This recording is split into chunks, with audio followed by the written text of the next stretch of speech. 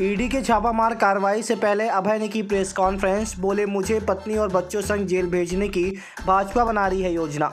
आपको बता दें कि रीवा जिले के सिमरिया विधानसभा सीट से कांग्रेस की टिकट में चुनाव लड़ रहे अभय मिश्रा को अब ईडी के छापे का डर सता रहा है, जिसके लिए उन्होंने बाकायदा प्रेस कॉन्फ्रेंस कर मीडिया से ये भी जानकारी साझा की।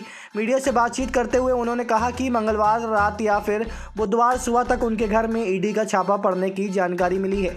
कॉन्फ्रेंस में जानकारी देते हुए अभय मिश्रा ने उनके पास भाजपा के किसी दिग्गज नेता का फोन आया था और उन्होंने ही अभय को ये जानकारी दी है। इसके बाद अब अभय मिश्रा प्रचार प्रसार के दौरान अपने अधिकांश सभा में रोते हुए भी दिखाई दे रहे हैं। दरअसल 2 दिन पहले ही कांग्रेस पार्टी के दिग्गज नेता दिग्विजय सिंह ने बयान दिया था कि कांग्रेस के नेताओं के घर ईडी का छापा पड़ने वाला है। और इधर रीवा के सिमरिया विधानसभा सीट से चुनावी मैदान में उतरे अभय मिश्रा ने इसकी तैयारी भी कर ली और उन्होंने खुद ही प्रेस कॉन्फ्रेंस कर इसकी जानकारी मीडिया से साझा की है। कांग्रेस प्रत्याशी ने कहा कि ईडी की टीम का छापा बीजेपी नेताओं के इशारे पर ही पड़ने वाला है। आपको बता दें कि सिमरिया विधानसभा सीट इन दिनों मध्य प्रदेश की 230 विधानसभा सीटों में से सबसे हॉट सीट मानी जा रही है, जिसमें अभय मिश्रा कांग्रेस की टिकट से चुनावी मैदान में उतरे हैं। देखिए, सबको इतना मालूम है, पिछले 20 वर्षों से भारतीय जनता पार्टी की सरकार है।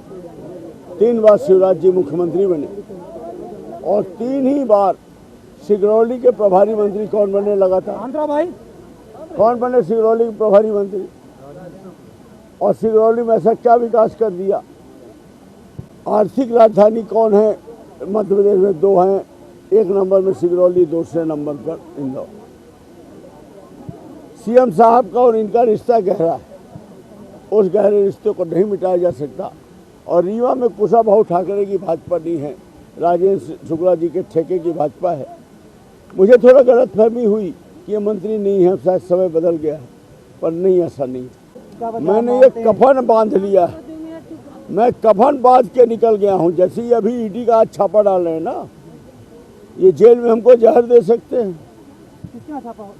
हमारे यहाँ पड़ रहा है ना आज रात। हमको 48 घंटा पहले अल्टीमेटम दिया गया था। किस तरीके का अल्टीमेटम है? कौन दिया था अल्टीमेटम आपको? कोई बहुत बड़े व्यक्ति हैं, पार्टी की ही हैं, थोड़ा हमारे हितैषी थे। कल पूर्व मुख्यमंत्री दिग्विजय सिंह जी ने भी कहा था कि कई जगह ईडी की कार्रवाई हो सकती है। क्या ये वही मुझे वो मतलब मुझे न्यूज़ देखने का टाइम नहीं है, अखबार तो पढ़ नहीं पा रहा हूँ। रात 3 बजे आता हूँ, सुबह निकल रहा जाता हूँ। मुझे इतना नहीं मालूम। मुझे किसी बड़े बड़े नेता ने, जिनसे हमारे संपर्क रहे होंगे, उन्होंने मुझे समझाने का प्रयास किया कि मान जाओ अभय, बहुत नुकसान हो जाएगा। एक विधायकी के चक्कर में तुम्हें जो जिद पाल लिए हो, फार्म भर दिए हो, ये भी रिपोर्ट है कि तुम एक तरफा जीत रहे हो, पर इसके चक्कर में तुम्हारा सब तहस हो जाएगा। अगर तुम हाँ करो तो मैं समझाऊँ, ईडी का छापा रोकूँ, नहीं तो तुम सालों जेल से नहीं छूटोगे। और तुम्हारे सब निकाल लिया गया है। कंपनियों में तुमने पत्नी का नाम लिखवा रखा है, बच्चों का लिखवा रखा है, जबकि उनका लेना देना नहीं है, पर वो सब मुजरिम बनेंगे, सब जेल जाएंगे। तो मान जाओ। तो नहीं कर सकते। मैंने 48 घंटे बाद जब अभी उनका दोबारा मैसेज आया किसी के माध्यम से, तो हमने मना कर दिया। हमने कहा मरना पसंद करूँगा, लेकिन ये नहीं, मैं करूँगा। इसके बाद हमको एक सही मैसेज और जानकारी आ गई कि अब आप आज तैयार हो जाओ, आज आपके यहाँ सब। मुझे मालूम है कि आज मेरे यहाँ ईडी का छापा पड़ना है। मेरे यहाँ इनको कुछ नहीं मिलेगा। जब किसी को मालूम पड़ जाए कि उसका ईडी का छापा पड़ना है, तो अब मिलेगा क्या? लेकिन जब कोई इस इंटेंशन से आ ही रहा है कि इसको चुनाव से रोकना है, तो कुछ न कुछ तो तैयार कर ही लेगा, कुछ न कुछ तो पैदा कर ही लेगा। इतना तो कर ही लेगा कि 4-6 महीने के लिए बुक कर दो। अगर ईडी की कार्रवाई होती है तो अगला कदम आपका क्या होगा? जेल के बाद चुनाव प्रचार। देखिए, मुझे दिक्कत ये है कि ईडी में अगर ये हमको बस करे तो कोई दिक्कत नहीं। हमारी लड़ाई जनता लड़ लेगी, मुझे विश्वास। लेकिन ये थोड़ा सा समझाइए। लेकिन ये हमारी कंपनियां जितनी हैं, हमारी 8-9, सब में कहीं बच्चे हैं, कहीं पत्नी है, सबका आदमी नाम लिखाते ही विश्वास।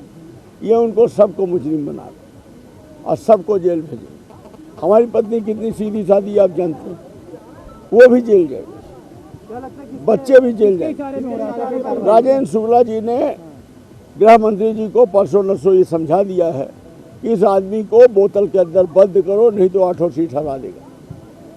और इनके कहने पर वो कन्वेंस होकर उन्होंने पूरी कार्रवाई वहाँ करा के आज यहाँ टीम उतर गई है और कल शाम तक ये कार्रवाई चलेगी और कल रात के बाद ही हमको जेल भेज देंगे और ईडी की ये बड़ी कार्रवाई। जेल जाने से कोई डर कुछ ऐसा कोई मुझे जेल और जाने से डर नहीं है, मैं बचपन से लड़ते ही पैदा हुआ हूँ, मैं मरने को नहीं डरता।